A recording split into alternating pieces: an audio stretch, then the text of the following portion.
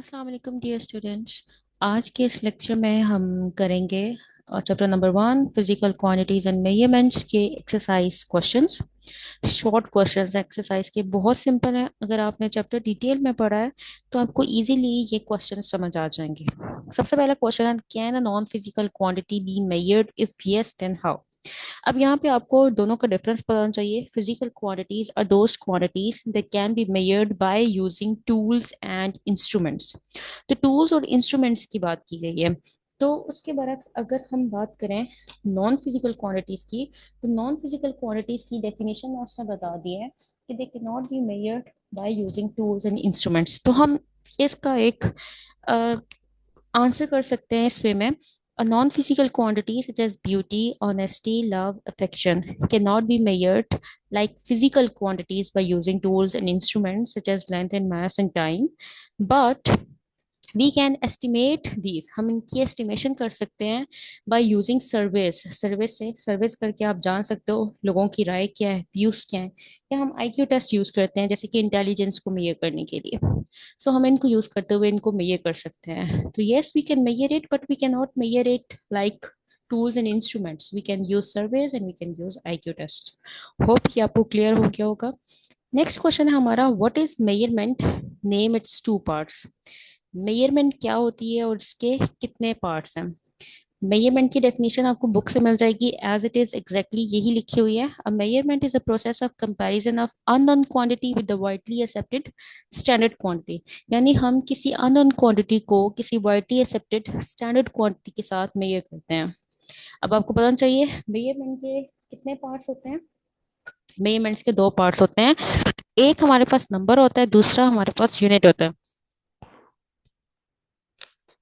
अगर मैं आपको इसकी एग्जांपल बताऊं तो इसकी एग्जांपल में हम ये लिख सकते हैं जैसे कि 5 किलोग्राम है। आप इसके साथ एग्जांपल भी लिख सकते हैं। सो 5 किलोग्राम में व्हाट इज 5? 5 क्या है? यहाँ पे अगर मैं आपको बताऊं 5, अगर मैं बात करूं 5 किलोग्राम की, सो 5 क्या है? नंबर है। और किलोग्राम क्या है? हमारे पास एक यूनिट है। 5 क्या है? हमारे पास एक नंबर। इसके बाद नेक्स्ट क्वेश्चन है 1.3, why do we need a standard unit for measurements? तो सिस्टम इंटरनेशनल का लेक्चर सुनते हुए आपको इसकी जो सेंस है वो समझ आ गई होगी। तो हम इसका आंसर देख लेते हैं। In the past every country in the world had its own units of measurement. However, problems were faced when people of different countries exchanged scientific information and traded with other countries using different units. So, in order to overcome this problem, standard units were developed because it doesn't vary from person to person and understood by all scientists. Next question है, write 3 base quantities and 3 derived quantities. तो आप जो table बना हुआ है उसमें से 3 base quantities उठा लें, लेंथ, मास एंड टाइम, और 3 derived quantities उठा लें, area, acceleration and velocity. Then is question number 1.5. Which SI unit you will use to express the height of your desk? तो the SI unit that can be used to express, देखिए height क्या है, किस में major करते हैं? Length है actually एक, और लेंथ को मीटर में मेजर करते हैं। So the SI unit that is used to express the height is metre. तो मीटर यूज होगा। However, the height of the desk is usually less than a meter. तो usually 1 metre long नहीं होते, तो हम centimetre भी use कर सकते हैं प्रीफिक्स की फॉर्म में। Okay, so next question is 1.6. Write the name and symbols of all SI base unit. SI base units के आपने नेम भी देने और सिंबल। हमें पता है SI base units 7 इन नंबर है, जिसमें हमारे पास है length, mass, time, temperature, electric current, intensity of light, amount of symbol. तो इनकी यूनिट विद सिंबल्स गिवन है, आप एज इट इज ये टेबल बना सकते हैं। Next question is 1.7. Why prefix is used? Name 3 submultiples and 3 multiple prefixes with their symbols.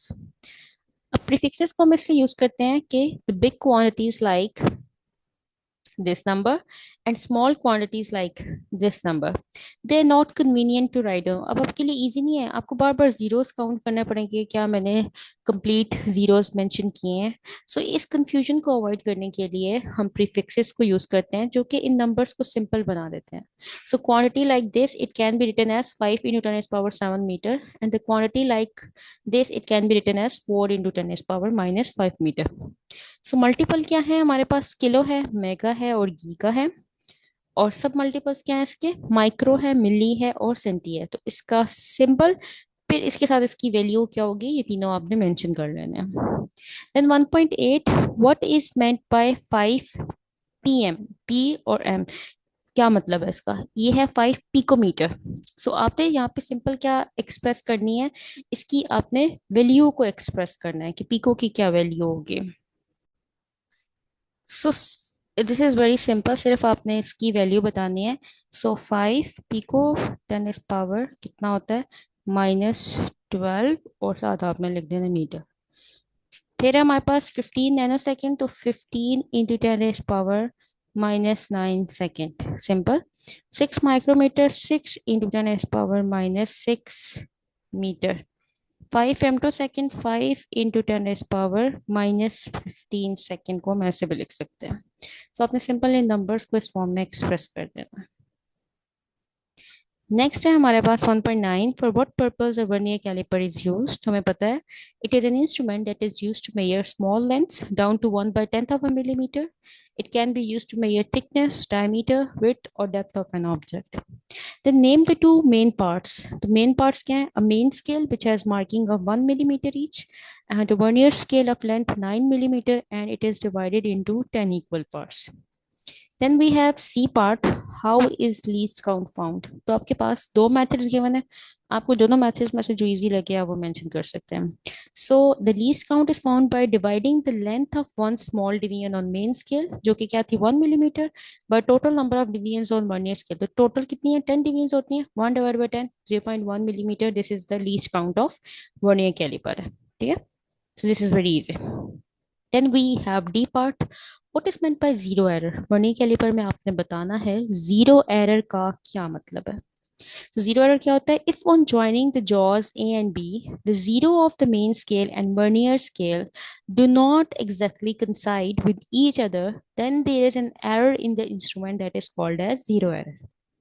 तो vernier calliper का जो मेन स्केल और वर्नियर स्केल अगर दोनों एक दूसरे के ऊपर एग्जैक्टली नहीं आते, जीरो ये वाला और ये जीरो है, अगर तो एग्जैक्टली ऊपर आ गया तो नो जीरो एरर, अगर एक आगे रह गया एक पीछे रह गया तो there is a difference in measurement, so there will be a zero error. Okay, last question. State least count and vernier scale reading as shown in figure and hence find the length. सबसे पहले आपने least count के बारे में बताना है, vernier scale reading के बारे में बताना है, और फिर इस फिगर को देखते हुए हमने लेंथ बतानी है. least count क्या होती है, least count is the smallest measurement that can be taken accurately with an instrument. तो least count सिंपल आपने बतानी है, डिफाइन करनी है. Then we have vernier scale reading क्या होती है, the vernier scale reading a division which is line with any of the main scale marking, यानी वर्नियर स्केल की कौन सी मेन स्केल के साथ लाइन मैच करती है वो हमारी वर्नियर स्केल रीडिंग होती है. लेंथ कैसे मेजर करते हैं, अगर आपको मेन स्केल रीडिंग पता है और आपको वर्नियर स्केल रीडिंग पता चल गया, दोनों को आप ऐड करें, you can calculate the length. तो हमारे पास फॉर्मूला है, length of the object this is equal to main scale reading plus least count multiplied by vernier scale reading.